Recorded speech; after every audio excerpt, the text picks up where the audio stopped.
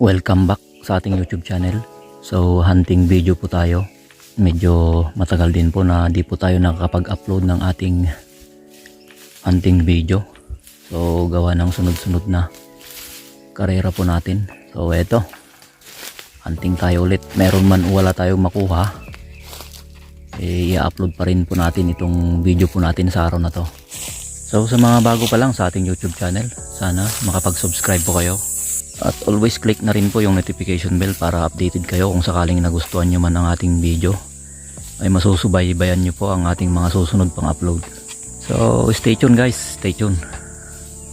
Sana masamahan nyo ako hanggang matapos po ang video po natin sa araw na to. So let's go.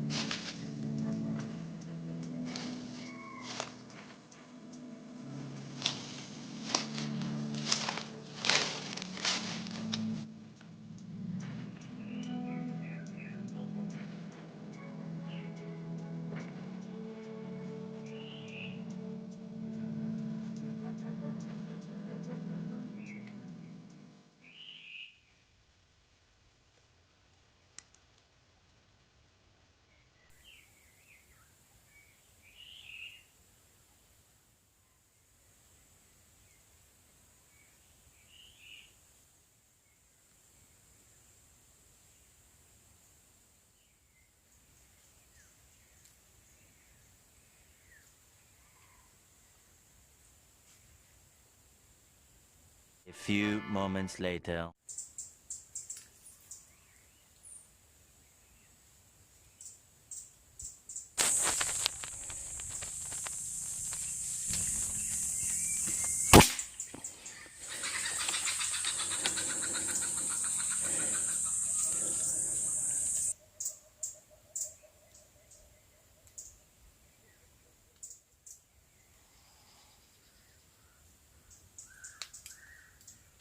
Sablay tayo guys. So dun lang oh, sa bandang itaas. Sayang. So ang aga nating nakapaghintay, tapos sablay pa. Siguro tumama yung ating pellet sa mga maliit na kahoy kasi hindi clear masyado yung kinaroroonan niya guys. So marahil pag tumama yung pilit mo ng ganitong liit na kahoy, sigurado mag-iiba yung direction. So yun siguro guys. Okay, wala tayong magagawa. So patuloy ulit tayo dyan. So nadaanan po natin itong punong kahoy na namunga na kung saan kinakain po ito ng alimukon. Yan po. So may mga mangilang-ngilan na hinog. So mga 1 week pa siguro bago tuluyang mahinog ito guys. So ang pangalan nito guys is yan o, basiway ang tawag namin sa Ilocano. Nakakain po yung bunga ng punong kahoy na to guys. Matamis po siya. Yan po yung hinog. So ano kaya kung subukan nating maghintay, kasi gustong gusto ito ng alimukon guys eh. Kaya hanap tayo ng magandang pwesto. Habang nagpapahinga tayo, makapaghintay tayo ng alimukon kung may darating. Yan o, hanggang sa sanga niya guys. Tsaka dito sa baba, parang ito na yung pinakaugat niya guys. Hanap tayo ng magandang pwesto doon siguro sa taas. Tamang tama dyan oh. May mga mangilang-ilan na hinog doon sa taas. So tara, abang tayo doon sa taas.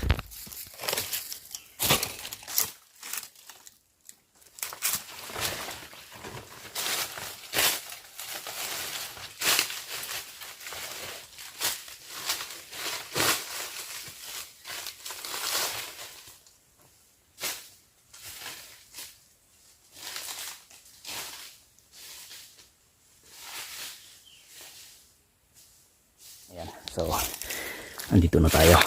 So, habang nagpapahinga tayo, magantay tayo dito. Baka sakali tayo may darating na limukon.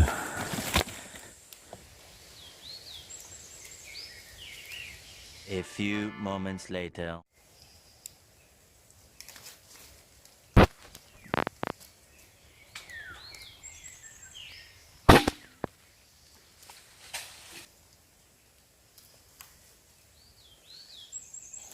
Tara, ikutin natin. Ito na naman tayo, mahirap hanapin kasi kasing kulay niya itong mga yung dahon.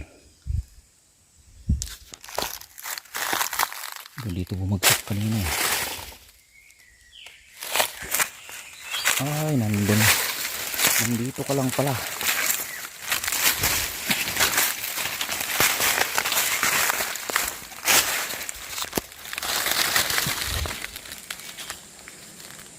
So ito,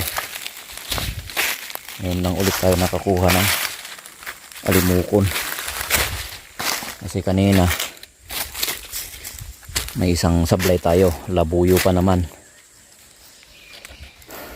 Nako, mukhang mamalasin yata tayo ngayon. So abang-abang lang guys hanggang mamaya. Ito, nakaisang alimukon pa lang tayo. Ito yung pinagpustuhan natin. So yun guys, nakapaghintay tayo ng isang alimukon. Hindi pa gaanong dinaragsan ng alimukon guys kasi iilan pa lang yung hinog na bunga. So sa mga susunod na araw siguro guys, dadagsain ito ng alimukon. So kung may time tayo, puntaan natin to guys. Para dito tayo mag-abang ng alimukon. So napakalayo naman kasi guys. So tignan natin kapag may time tayo. Babantayan natin to guys. Hindi lang po alimukon yung pumupunta dito, pati yung mga wild chicken din. Kinakain rin nila ng bunga nitong kahoy na to guys.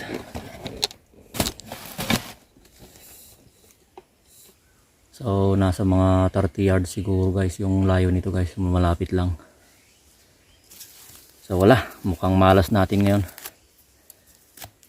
So kanina, sablay tayo sa isang wild chicken natin. Hindi natin napuruhan o baka may nasagi na maliit na kahoy yung pilit natin kaya nadaplisan lang yung wild chicken. Sayang. So mukhang wala nang darating na limukon. So tara na, lipat tayo dyan sa bandang itaas. Dyan tayo magbaka sakali. Baka sakaling may makita tayong wild chicken dyan ulit. So let's go.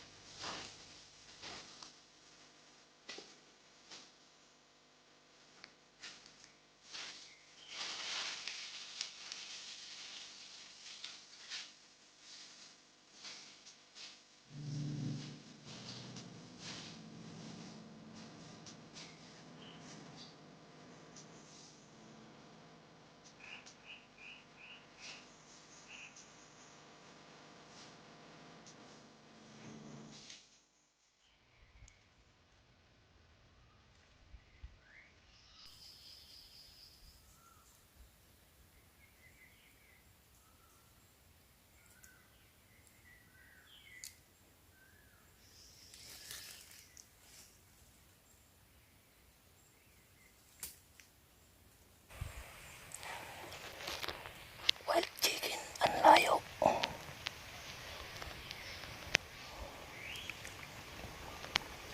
Tsaka maraming harang.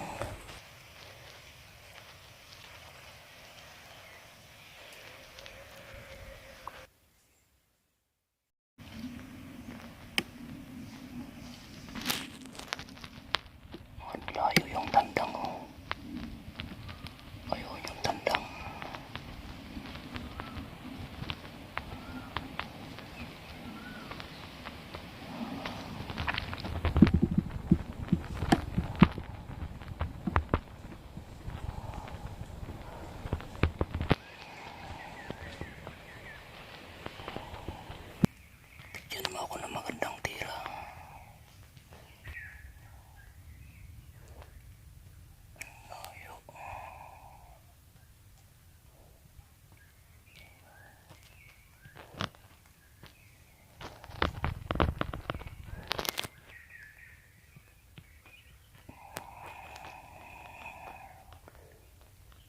8 yards siguro.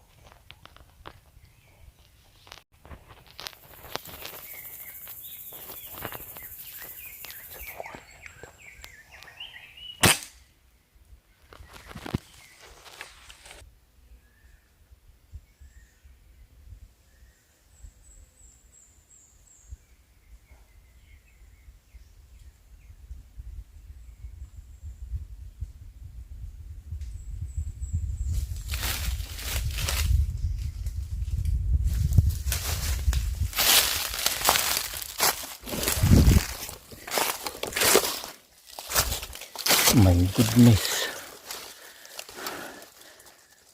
Doon no, medyo malayo kasi guys. Tapos maraming harang ng mga kahoy na maliliit. Sablay na naman. For the second time. Nakaw, nakaw. Talagang malas natin ngayon guys.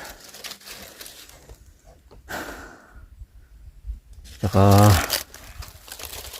hindi kasi tayo nagkarga ng hangin eh. Parang mahina yung buga niya guys. Marami pa naman. 2,500 PSI pa. Pero nagtataka ako, di siya gumagalaw. Kahit nakailang putok na ako, di siya nagbabawas. Nakaw. Tsaka parang ang lamya yung putok niya guys. Parang ang hina. Sayang, sayang. So yun. Sablay ulit for second time. Tara, lipat ulit tayo. Nakaw, nakaw. Paano ba to? Ang ganda pa naman ng tiyempo kasi makulimlim. Malamig. So ito. Lilipat ulit tayo dyan sa bandang itaas. Dahan-dahan tayo para marinig natin yung kaluskos nila guys. Yun kasi apurado tayo sa pagkalabit ng ating gatilyo guys. Di natin nahintay na lumabas siya ng maayos kasi yung ulo lang guys yung nakikita natin. So yun. Sablay. Nakaw, paano ba to? Mukhang wala tayong mayuwi. So tara.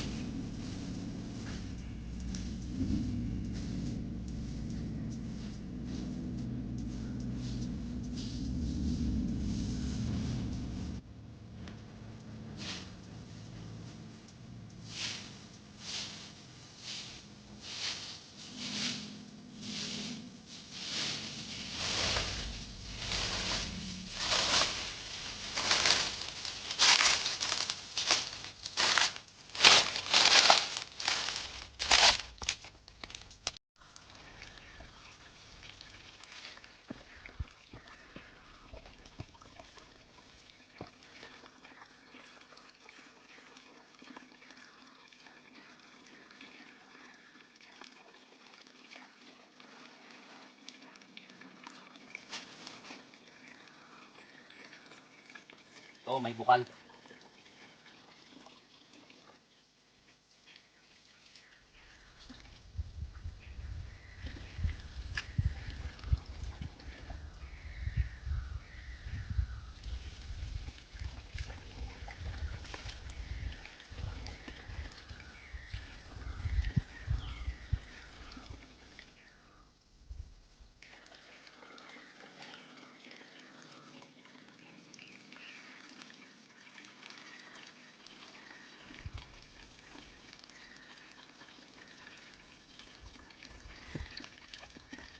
Pahinga tayo saglit.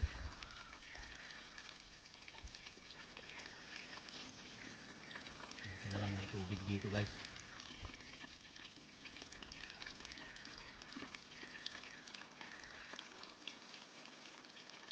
May mga, ayun o, palatandaan na may umiinom na wild chicken dito.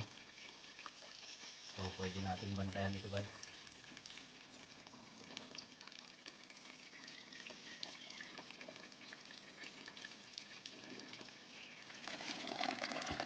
Yan o.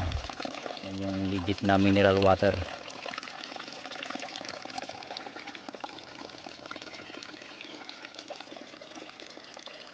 Nakapalibutan ng mga punong kahoy dito sa gitna ng bundok.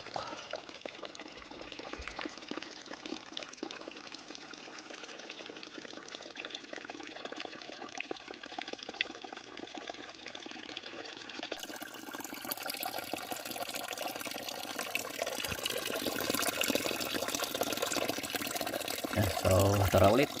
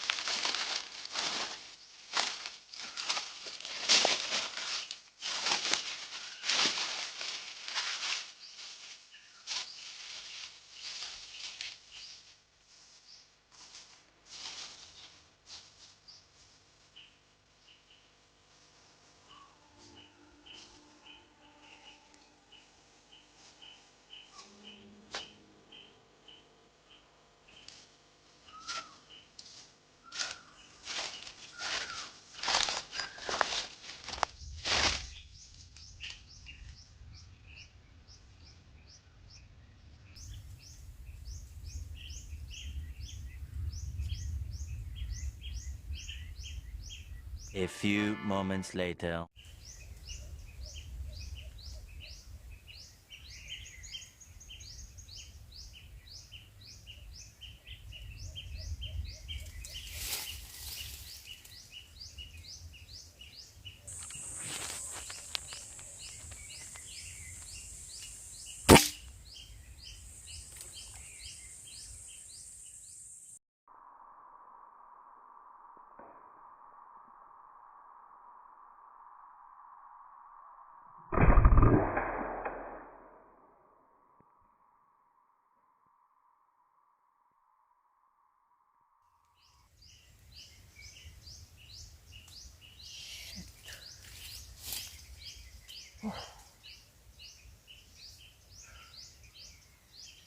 Sablay na naman. Pangatlong beses na guys na sumablay tayo sa araw na to. Wala talaga. Malas natin sa araw na to guys. Isang alimokon lang yung nakuha natin.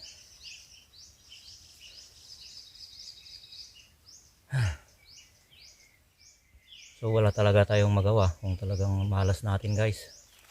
Tsaka mukhang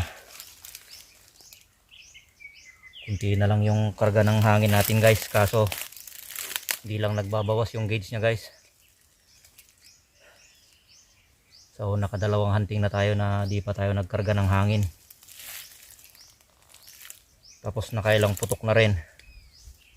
Ang pinagtataka ko, hindi man lang nagbawas yung gauge nya. So parang dumikit na yung o-ring siguro guys, o yung spring. Bakit kaya di nagbawas yung gauge nya? Nakailang putok na tayo. Tapos naka dalawang hunting na tayo guys. Hindi man lang nagbawas yung hangin. Parang mahina yung buga ng hangin. So wala talaga. Wala tayong magawa kung malas natin ngayon. Maaga pa naman. Pero uwi na tayo. So magbaka sakali tayo dyan sa daan. Kung may matsambahan tayo na labuyo. Kahit na may matsambahan tayo, kung hindi naman natin matamaan ulit. O sasablay ulit tayo. Wala, malas talaga. So better luck next time.